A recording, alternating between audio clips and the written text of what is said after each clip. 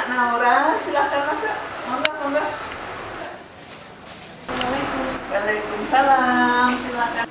Bagaimana kabar Nak Naura hari ini? Alhamdulillah sehat dan baik. Nak Naura di sini datang itu suruhan teman apa datang sendiri? Sebenarnya saya datang ke sini adalah keinginan sendiri, Bu. Gitu. Yang pertama, saya ingin mendapatkan bimbingan konseling dari Putri. Oh gitu, tentunya layanan konseling ya. Oke. Oke. Kalau boleh tahu masalah apa yang dialami oleh Nak Naura? Yang pertama, saya ingin ceritakan tentang masalah saya, yaitu tentang masalah saya dalam belajar, dan yang kedua tentang karir saya selanjutnya. Oh gitu. Mungkin bisa diceritakan sedikit apakah setelah Nak Naura ini sering mengikuti perlombaan, sering mendapat juara, tapi Nak Naura itu belum bisa mengimbangi, mengatur waktu sehingga ada beberapa nilai yang di bawah KKM. Apakah demikian? Oke, kira-kira seperti itu. Seperti itu. Ya. Sebelum kita memulai pembicaraan ini, bolehkah Ibu menjelaskan tentang pengertian konseling itu? Iya, silakan. Jadi, Mbak Naura, konseling ini dilakukan berdasarkan asas-asas sebagai berikut. Yang pertama adalah asas kesukarelaan.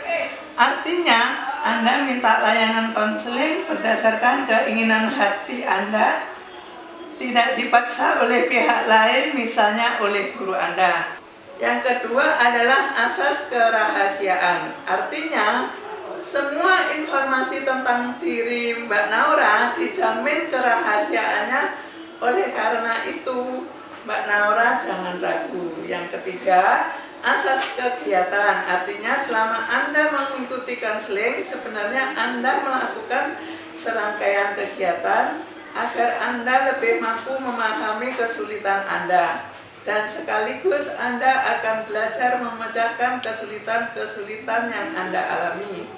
Yang keempat, asas keahlian. Artinya konseling diampuh oleh yang ahli seperti Putri.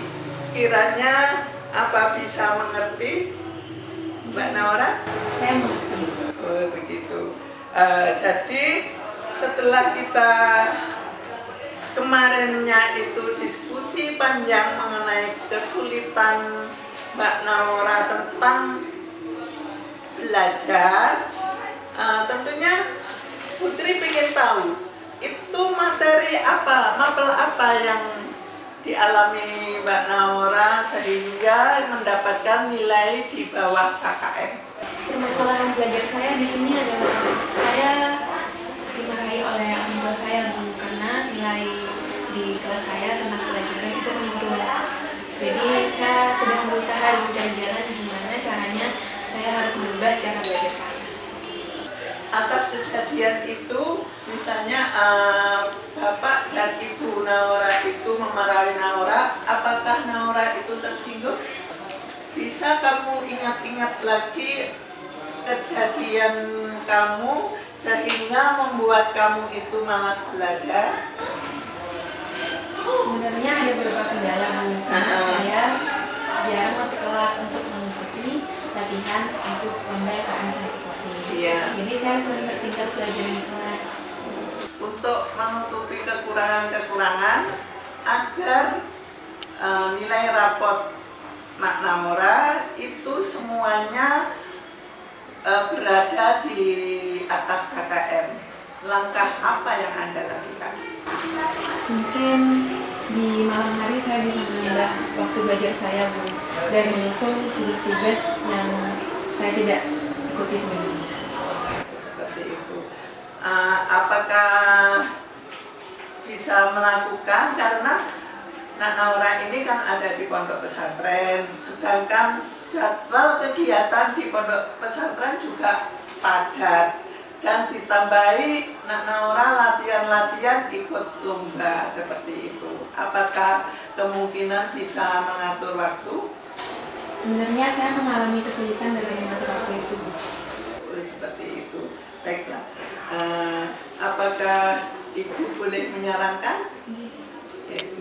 Jadi yang pertama, untuk menutupi kekurangan-kekurangan agar Nak Naura itu punya nilai yang bagus, di samping juga menjadi juara ataupun mengharumkan nama sekolah. Jadi strategi yang harus dilakukan oleh Nak Naura yang pertama itu bisa membagi waktu belajar.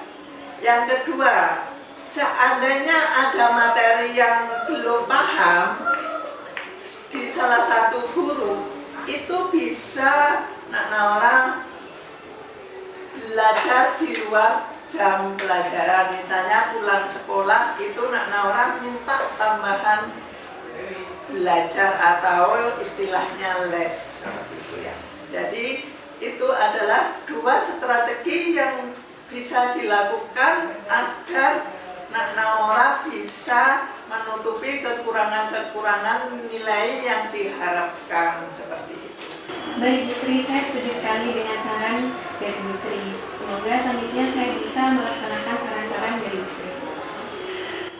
Menurut Anda, apakah konseling ini bermakna bagi Nak Naura? Ya Bu, saya bisa mendapatkan jalan keluar dari permasalahan yang saya punya. Terima kasih Nak Naura. Jadi konseling ini bertujuan untuk membantu agar Nak Naura mampu mengurangi, kalau bisa sampai menghilangkan gejala-gejala konflik yang Nak Naura alami. Misalnya Nak Naura itu kesulitan membagi waktu belajar. Yang kedua, kesulitan menerima materi matematika. Misalnya karena tidak paham dengan rumus-rumus matematika, akhirnya ketika ujian semester ganjil, Nak Naura nilainya hasilnya di bawah KKM. Seperti itu.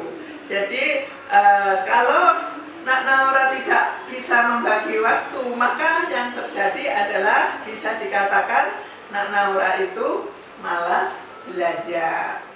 Kalau bisa membagi waktu, berarti Nak Naura rajin belajar. Terima kasih banyak Bu, kali ini saya sudah paham tentang tujuan konseling yang saya lakukan kali ini. Tapi kesimpulannya tadi saya ulang kembali ya, dengan tujuan konseling ini agar Nak Naura bisa merubah cara belajar. Yang kedua, bisa membagi waktu.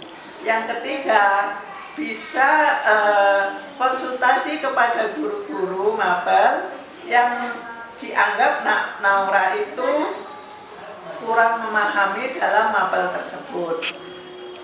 Setelah itu, apakah diskusi ini bisa dilanjutkan lagi? Saya sebenarnya mempunyai tugas urgent yang harus saya kerjakan hari ini, Bu. Apakah di hari lain saya bisa kembali untuk melakukan bimbingan konseling ini? Baiklah, jadi untuk konseling hari ini saya kira saya akhiri di sini saja. Selanjutnya, kalau Nak Naura pengen konseling selanjutnya, bisa dilakukan dengan WA chat ya, atau mungkin kalau nanti Putri tidak memberi layanan kepada konseling lain, bisa langsung datang ke ruangan DK. Terima kasih Bu, apa saya boleh meninggalkan ruangan DK sekarang? Oh ya, monggo silakan. Terima kasih banyak Bu. Sama-sama. Assalamualaikum. Monggo silakan.